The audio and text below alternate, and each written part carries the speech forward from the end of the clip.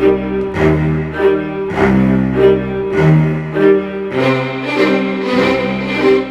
TT-30, commonly known simply as the Tokarev, is a Soviet semi-automatic pistol.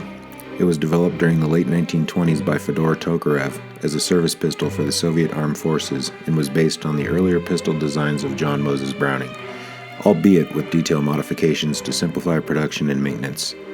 The Soviet Union ceased production of the TT in 1954, although derivatives of this pistol continued to be manufactured for many years in the People's Republic of China and countries like the former Socialist Federal Republic of Yugoslavia.